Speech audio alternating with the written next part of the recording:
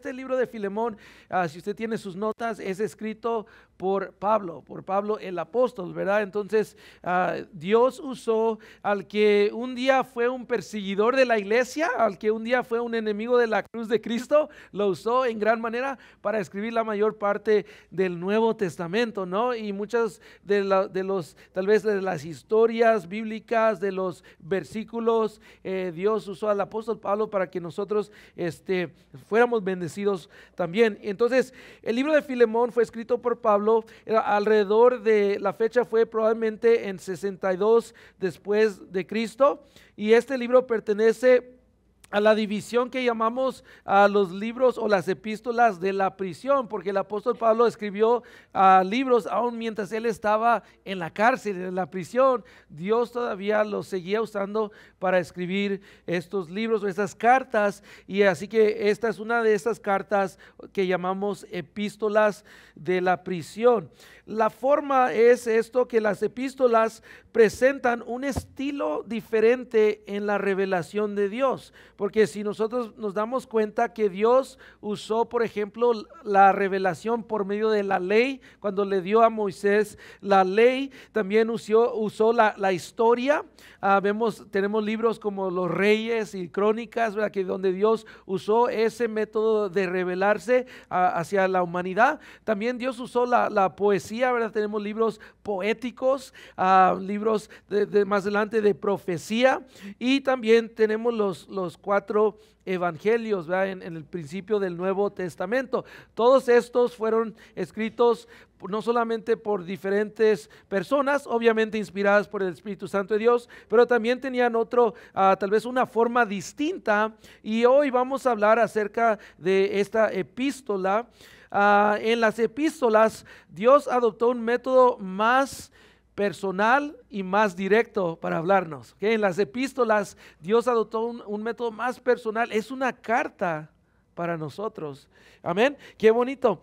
Alguien ha dicho entonces acerca de esto, que las epístolas son las cartas de amor de Cristo para nosotros. Las epístolas son las cartas de amor de Cristo para nosotros. De esta manera más íntima podemos mirar atrás hacia la cruz y podemos reconocer que Dios nos está hablando a la iglesia. Amén. Nos está hablando directamente a la iglesia. Vemos los antecedentes. La historia detrás de esta epístola de Filemón fue representada en un fondo muy oscuro de la humanidad. Fue representada, tomó lugar en un fondo negro de lo que es la esclavitud. La esclavitud.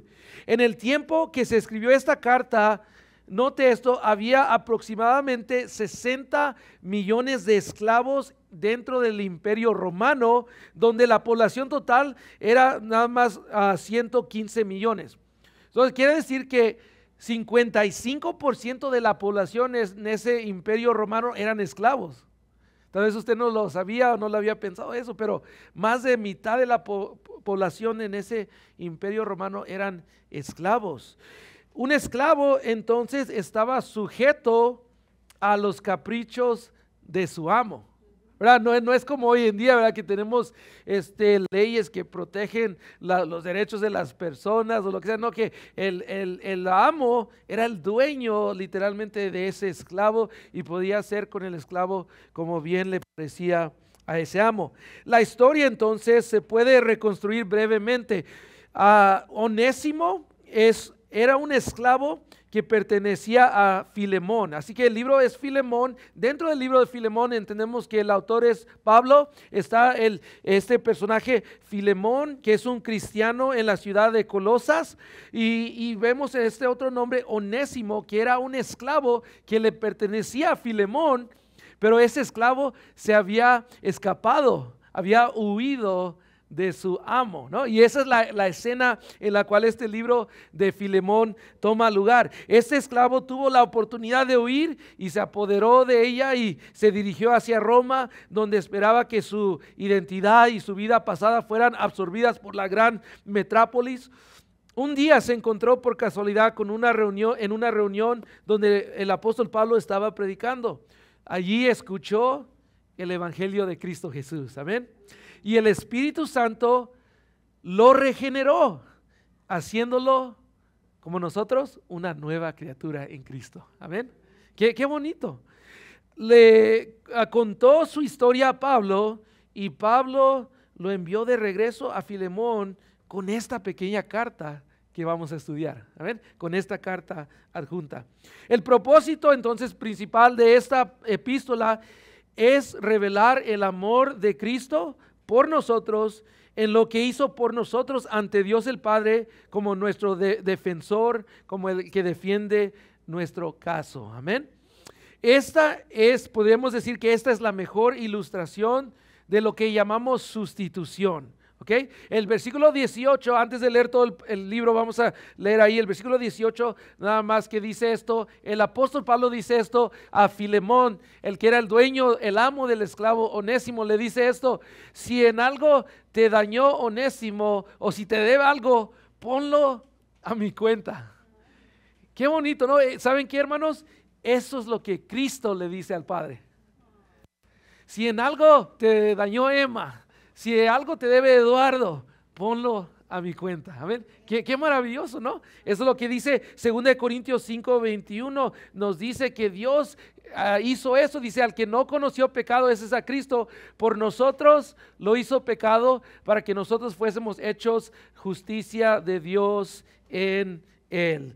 En otras palabras, Él tomó nuestro lugar en la muerte, pero Él nos da su lugar en la vida eterna. Amén. Qué maravilloso es esto. Note lo que dice el versículo 17 de Filemón. Dice: así que si me tienes por compañero, ¿qué dice? Recíbelo como a mí mismo. Qué maravilloso, ¿no? Pablo le dice a Filemón: si yo tengo una relación contigo, tú recibe a Onésimo como si me estuviera recibiendo a mí. Y sabes lo que otra vez Cristo le dice al Padre, ¿verdad? Tú recibe a Ramón como si tú me estuvieras recibiendo a mí en la gloria. Amén. Qué bonito es este libro entonces de Filemón para nosotros. Nosotros tenemos que tener en claro que tenemos la posición de Cristo ante Dios o no tenemos ninguna entrada al cielo. ¿Ven? Si no tenemos a Cristo, estamos perdidos. Si no tenemos a Jesús, no tenemos derecho entonces tampoco de ser parte de la familia de Dios. Él tomó nuestro pecado y Él nos da su cielo para que fuésemos hechos justicia de Dios en Él. Así que vemos esto: Onésimo, un esclavo fugitivo inútil, iba a ser recibido como el gran apóstol Pablo. Habría sido recibido también así, entonces, como alguien especial en la casa de Filemón. El propósito práctico de este libro es enseñar entonces el amor fraternal. Pablo habla de la nueva relación entre un amo de esclavos y un esclavo o un siervo en las otras epístolas de la prisión también. Pero aquí demuestra cómo debería funcionar todo eso. Estos hombres que pertenecen a dos clases o dos estatus diferentes en el Imperio Romano, que se odian, que se lastiman, ahora son nada más y nada menos que hermanos en Cristo Jesús. Y entonces deben actuar como tales. Wow, qué pesado, ¿no? Esa es la escena donde vivían. O sea, no es de que Filemón nada más era uno de algunos cuantos que tenían esclavos, sino que más de 55 millones de personas eran esclavos.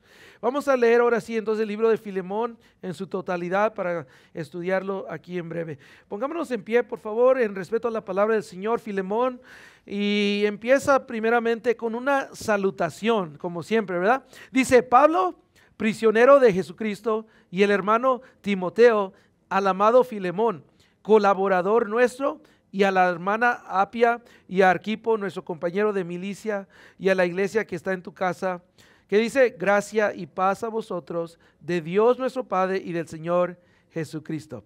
Me encanta esto, lo mencioné hace un par de semanas, que cada libro que el apóstol Pablo escribió empieza con ese deseo de extender gracia y paz de Dios, y cierra también con las palabras: la gracia de Dios sea con ustedes. Qué hermoso. El versículo 4 nos habla del amor y la fe de Filemón. Dice: doy gracias a mi Dios, haciendo siempre memoria de ti en mis oraciones, porque oigo del amor y de la fe que tienes hacia el Señor Jesús y para con todos los santos, para que la participación de tu fe sea eficaz en el conocimiento de todo el bien que está en vosotros por Cristo Jesús. Versículo 7. Pues tenemos gran gozo y consolación en tu amor, porque por ti, oh hermano, han sido confortados los corazones de los santos. Qué hermoso, ¿no? Qué buen testimonio que alguien le pueda decir a usted: hey, por tus buenas obras han sido confortados los hermanos, amén, han sido animados en su corazón.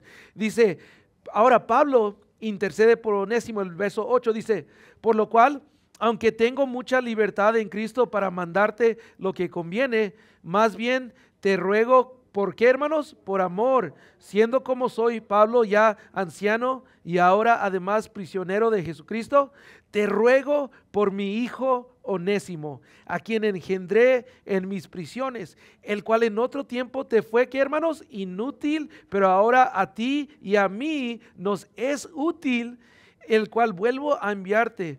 Tú pues recíbele como a mí mismo. Yo quisiera retenerlo conmigo, para que en lugar tuyo me sirviese en mis prisiones por el evangelio. Pero nada quise hacer sin tu consentimiento, para que tu favor no fuese como de necesidad, sino voluntario. Versículo 15. Porque quizá para esto se apartó de ti por algún tiempo, para que le recibieses para siempre. No ya como, ¿qué, hermanos? Como esclavo, sino como más que esclavo, como hermano amado, mayormente para mí, pero cuanto más para ti, tanto en la carne como en el Señor. Así que si me tienes por compañero, recíbele como a mí mismo. Y si en algo te dañó o te debe, ponlo a mi cuenta. Yo, Pablo, lo escribo de mi mano, yo lo pagaré. Por no decirte que aún tú mismo te me debes también. Sí, hermano, tenga yo algún provecho de ti en el Señor, conforta mi corazón en el Señor. Te he escrito confiando en ¿qué, hermanos? En tu obediencia, sabiendo que harás aún más de lo que te digo. Prepárame también alojamiento, porque espero que por vuestras oraciones os seré concedido. Salutaciones y bendición final. Te saludan Epafras, mi compañero de prisiones por Cristo Jesús, Marcos, Aristarco, Demas y Lucas, mis colaboradores. La gracia de nuestro Señor Jesucristo sea con vuestro espíritu. Amén. Qué maravilloso. Vamos a orar. Señor Jesús, le damos gracias que en su soberanía usted, Señor, inspiró a este apóstol para escribir esta carta. En su plan maestro usted usó la vida y las fallas de estos hombres, Filemón y Onésimo, Señor, y usted tornó algo malo para bien, Señor, en la vida de ellos y como un testimonio en su día, pero también sigue hablando ese testimonio para nuestro bien. Señor, le pedimos que nos ayude a aprender de esta historia que representa su amor por nosotros y también nos exhorta a amar a los demás de tal manera, Señor. Se lo pedimos en el nombre poderoso de Cristo Jesús. Todos decimos amén. Podemos tomar nuestro lugar. Así que vamos a mover aquí. Primeramente en las notas, número 1, quiero que escriba esto: el saludo gentil a Filemón y a su familia. Así que estamos estudiando este librito, 25 versículos, y vemos aquí primeramente el saludo gentil que fue a Filemón y su familia. El verso 1 dice: Pablo, prisionero ¿de quién, hermanos? De Jesucristo. Pablo, prisionero de Jesucristo. Más tarde, Pablo hace su alegato sobre la base de que él es un prisionero. Y me encanta el gran tesoro que encontramos en esta carta del hecho de que Dios es soberano. Y Pablo, él entendía esto mejor que nadie. Pablo no estaba en prisión por la astucia de los líderes religiosos de Jerusalén. Pablo no estaba en prisión por el poder de los líderes romanos. Él estaba en prisión, ¿por qué, hermanos? Porque Jesucristo así lo quiso. Amén. Y nosotros, hermanos, cuando pasamos por pruebas o tormentas, tenemos que entender que Dios lo ha permitido por algún motivo. Amén. Y si Dios es bueno, y lo es, tenemos que confiar en Él. Amén. Él estaba en prisión porque fue la voluntad de Dios. esto nos trae a la mente la historia de la vida en el Antiguo Testamento de un personaje llamado José, ¿verdad? Que también dice que la escritura que sus hermanos lo llegaron a odiar, lo llegaron a querer matar y finalmente lo terminaron vendiendo como un esclavo, pero todo esto Dios lo tornó para el bien de no solamente de ellos, de la familia, pero también de mucha gente en ese mundo actual. Génesis 50, el verso 20 dice, aquí José dice, vosotros pensasteis mal contra mí, mas ¿quién? Mas Dios lo encaminó, ¿a qué, hermanos? A bien, para hacer lo que vemos hoy y para mantener en vida, ¿a quién? A mucho pueblo. Amén. Dios estaba obrando detrás del escenario y lo que los hermanos de José habían hecho, o aquellas envidias, aquellos desprecios, aquellos maltratos, finalmente terminan haciendo un plan para matarlo, ¿no? Un plan para después venderlo como esclavo y le mienten a su padre y le dicen que una bestia del campo lo devoró y que José ya había muerto, y todas esas maldades y todos esos planes llenos de maldad, Dios los usaría por medio de su soberanía para bendecir la vida de su siervo José, porque recuerda que José fue elevado, ¿verdad?, al número 2 en toda una nación, la nación más poderosa en ese momento, y también para salvar la vida de millones de personas.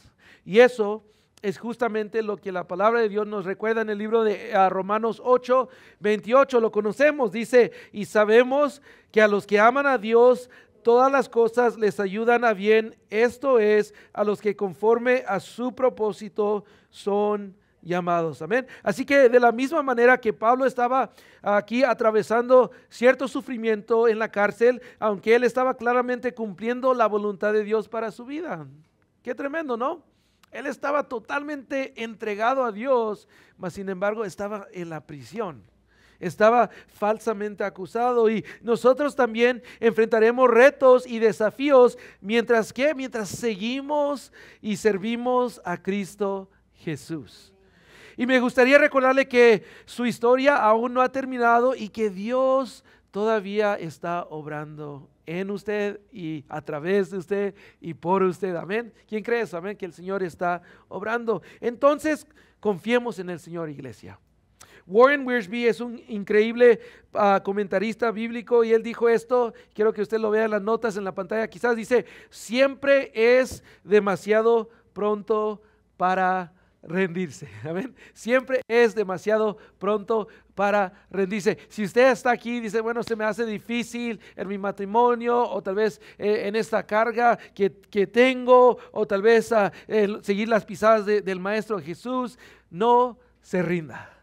No se rinda. Amén. Siga sirviendo, siga amando, siga confiando, siga enseñando, siga proveyendo, siga trabajando, siga orando. Amén. El Señor está con usted, y Dios es un Dios de milagros. Dios es un Dios que en un momento Él puede hablar y Él puede cambiar toda la situación. Amén. Entonces nosotros sabemos, si nos mantenemos firmes, nuestro Dios aparte también producirá algo bueno en nosotros, algo para su gloria, algo para nuestro bien, al igual que para bendecir a otras personas. Pensemos en cómo esto fue visto en la vida de Pablo. Pablo estaba en prisión, no por ser un criminal, no por cometer algún delito, sino simplemente por hacer la voluntad de Dios en su vida. Sin embargo, él mantuvo su fe, y aún en esa cárcel, ¿saben qué? Dios le usó. No es como que él decía, no, pues estoy en la cárcel, no puedo hacer nada, ya cuando me saquen entonces voy a empezar otra vez a predicar. No, aún en esa cárcel él entendía que Dios estaba con él y que Dios le podía usar justamente donde él estaba.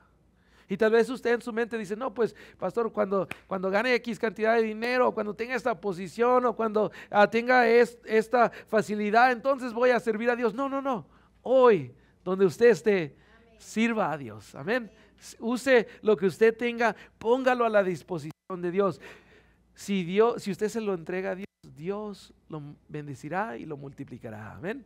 Ya hemos visto eso en la Escritura, pero él se mantuvo fiel y Dios lo usó aún en la cárcel para no solamente tocar vidas de prisioneros, pero para escribir libros enteros de la Biblia, como Colosenses, como Filipenses y este pequeño libro que estamos estudiando hoy. El verso 3 dice esto: gracia y paz a vosotros. ¿De quién? De Dios nuestro Padre y del Señor Jesucristo. Este es el saludo usual que Pablo usa en sus epístolas de prisión. Dice gracia y paz. Él mismo había recibido la gracia y la paz de parte del Señor Jesús, y Pablo había sido perseguidor de los cristianos. Él había consentido en la muerte de cristianos. Aún vemos eso. Él no merecía el favor de Dios. Él merecía el juicio de Dios, pero Dios le dio gracia en lugar de condenación. Amén. Pero también le dio paz. Pablo en su antigua vida era un enemigo de Dios y necesitaba ser reconciliado o encontrar la paz con Dios. La palabra paz nos da la idea de dos cosas que una vez estaban separadas, pero han sido juntadas o reconciliadas, ¿verdad? Cuando usted tiene un objeto que se quiebra a la mitad y necesita ser pegado, reconciliado, esa es la idea, que nosotros como seres pecadores estamos separados de Dios, pero Él quiere unirnos una vez más a Cristo. Amén. Él quiere reconciliar nuestras vidas. Esto ciertamente es lo que Jesús hizo con Pablo al unirlo a la familia de Dios. Y no eso es lo mismo que Dios ha hecho con nosotros, hermanos. Amén.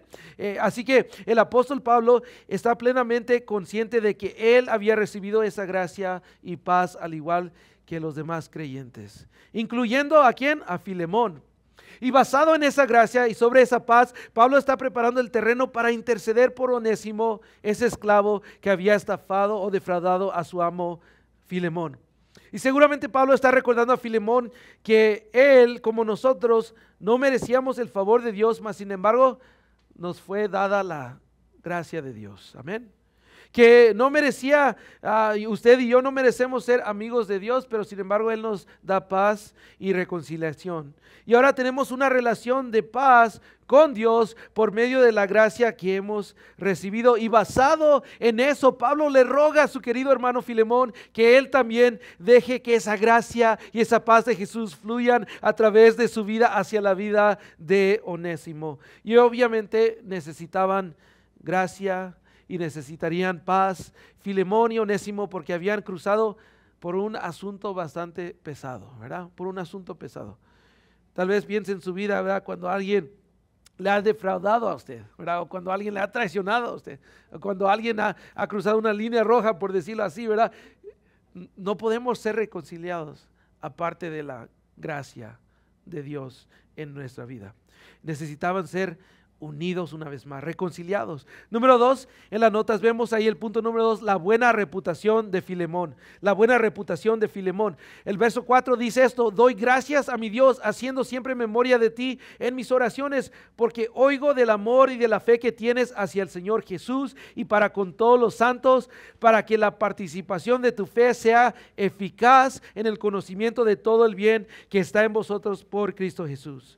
Pues tenemos gran gozo y consolación en tu amor, porque por ti, oh hermano, han sido confortados los corazones de los santos. En estos versículos el apóstol Pablo está halagando todo lo bueno que Filemón había hecho y la persona buena que era por medio de Dios. Qué tremendo cuadro. Imagínese nomás que el apóstol Pablo le dijera a usted algo así, ¿verdad? He escuchado de tu buena conducta, he escuchado de tu testimonio, he visto cómo tú animas a los demás hermanos en Cristo. ¡Wow! ¡Qué tremendas palabras! Es algo verdaderamente impresionante el testimonio de este hombre Filemón. El apóstol le está diciendo: he oído de tu gran amor y el impacto que estás haciendo en la vida de alguien más. Y me encanta escuchar cómo exhortas y cómo animas y cómo ayudas a los cristianos en la familia de Dios. Cómo participas, cómo eres un animador. En otras palabras, lo que el apóstol Pablo le estaba diciendo era esto: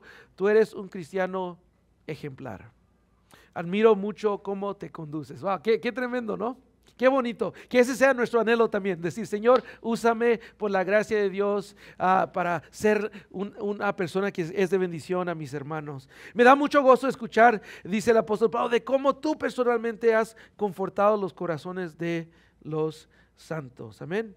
Y otra vez, qué gran ejemplo vemos nosotros en la persona del apóstol Pablo, que podía ver lo bueno que las personas hacían por Dios. Y quiero hacer un hincapié en esto, hermanos. Usted, con la gracia y la ayuda de Dios, sea una persona que decide ver lo bueno en los demás. Y hay mucha gente que ve lo malo. Y es lo natural ver lo malo y criticar a las personas. Pero es lo sobrenatural, amén, o lo espiritual, ver lo bueno y animar a las personas, amén. Y eso es lo que el apóstol Pablo está haciendo, está animando la buena conducta de un cristiano fiel.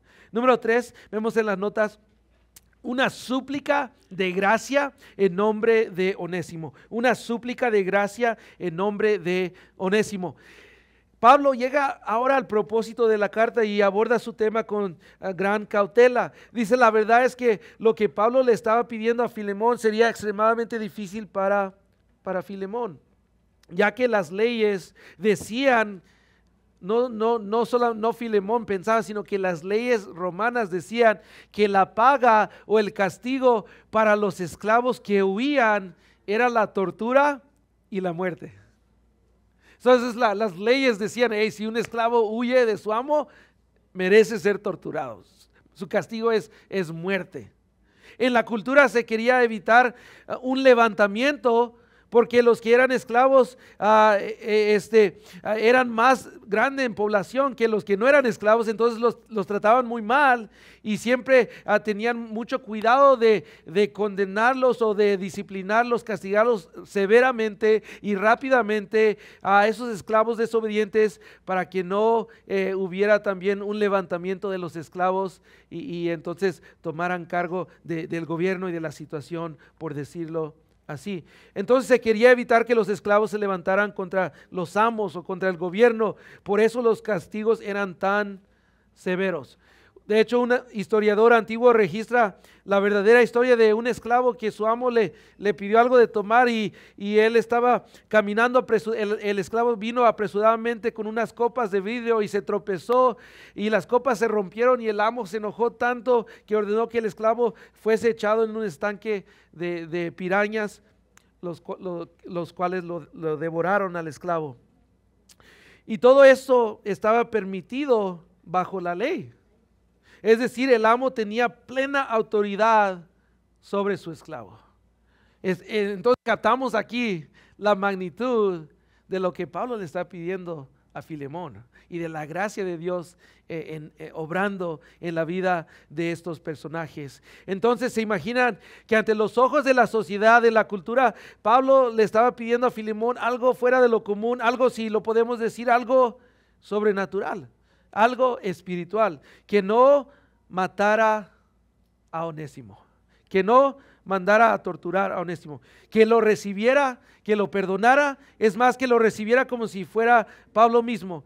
Esto era algo increíble, algo sin precedente para el mundo, pero para el Hijo de Dios era algo que la gracia demandaba.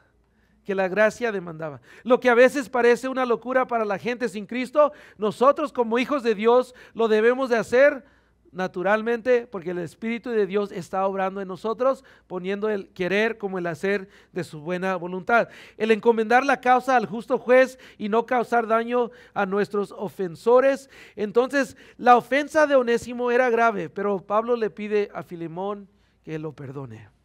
En similitud a nuestra historia, nosotros no cometimos una ofensa leve, nosotros cometimos pecados dignos de muerte y condenación. Entonces todos somos Onésimo, todos nosotros somos Onésimo. Gracias sean dadas a Dios, que de la misma manera que Pablo se atreve a interceder por Onésimo ante Filemón, así Jesús intercede por nosotros ante Dios el Padre. Amén. El verso 8 dice esto: por lo cual, aunque tengo mucha libertad en Cristo para mandarte lo que conviene, más bien te ruego por amor, siendo como soy, Pablo, anciano, y dice, y ahora además prisionero de Jesucristo, te ruego por mi hijo Onésimo, a quien engendré en mis prisiones. Es curioso que Onésimo optó por huir de su amo y probablemente pensó, por fin soy libre. Por fin me encuentro libre, pero muy rápidamente seguramente se encontró en un mundo oscuro, lleno de pecado, lleno de problemas. Probablemente cayó en algunos vicios o algunos pecados de los habitantes de Roma. Es probable que Onésimo llegó a cometer un delito o un crimen y por eso lo mandaron también arrestado. En la cárcel, aparentemente un día él se encuentra con un hombre que está encadenado llamado Pablo, solo que este hombre, aunque por fuera tiene cadenas y está atado, es libre. Es más libre que cualquier otra persona que Onésimo ha conocido. Y Onésimo rápidamente percibe que este hombre Pablo es el más libre que ha conocido. Es libre, dice él, pero yo no. ¿Y saben qué? El diablo quiere que pensemos de la misma manera que Onésimo. El diablo quiere que pensemos que al huir de Dios, que al huir del plan de Dios para nuestra vida, que al huir de nuestras responsabilidades, vamos a ser libres. Pero la verdad es de que no vamos a ser libres. Vamos a ser esclavos.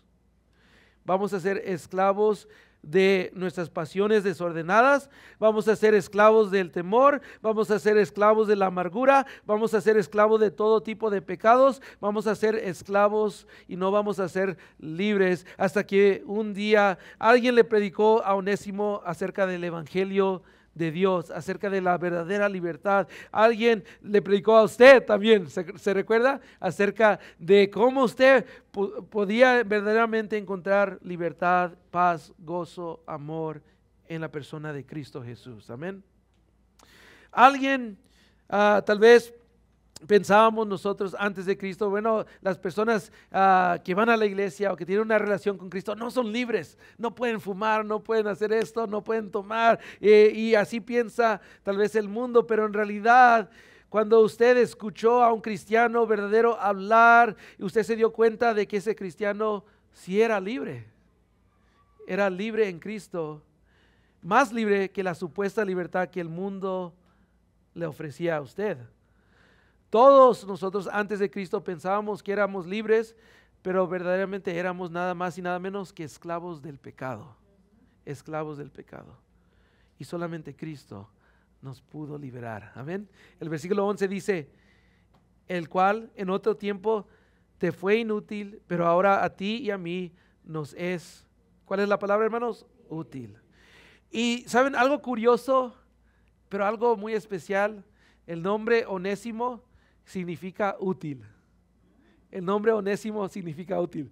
Y me encanta esto, amén.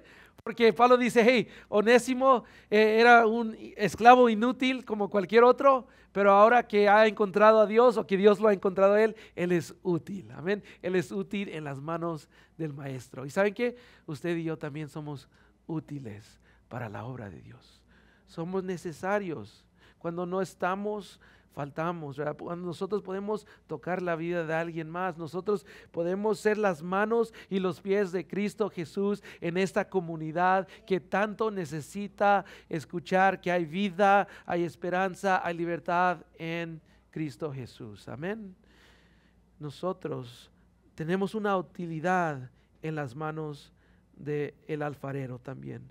Onésimo, ahora ya que ha sido salvo, podría muy bien dar también él su testimonio, amén. Él podía contarle a otros, hey, un día yo era un esclavo inútil, un día yo pensé huir y tomé estos pasos, caí en la cárcel, pero un día alguien me predicó acerca de la verdadera libertad y el verdadero propósito que solamente se encuentra en Cristo Jesús. Qué tremendo testimonio, ¿no? Que él pudo contar. Y ¿saben qué? Usted tiene un testimonio también. Amén.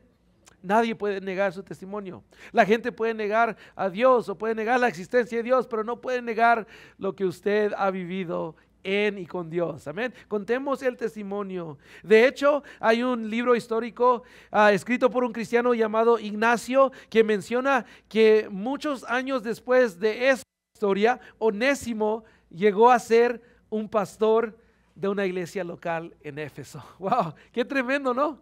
Cómo Dios usó a este que un día su amo, quizás otros pensaban es un esclavo nada más, pero Dios le dio utilidad. Y ese mismo Onésimo ahora da testimonio del Señor Cristo Jesús. Amén. ¿Por qué? Porque Dios literalmente estaba escribiendo una nueva historia en la vida de este hombre. ¿Y saben qué? Dios quiere escribir nuevas aventuras, nuevos capítulos en su vida también. Amén. Dios nos da utilidad verdadera.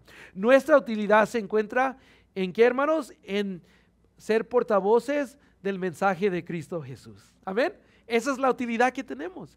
Es llevar la paz del evangelio, es llevar ese gozo, es llevar esas oraciones. Donde quiera que el Señor nos lleve, llevamos el nombre de Él. Amén. Cargamos la presencia de Dios con nosotros y qué maravilloso es eso. Amén.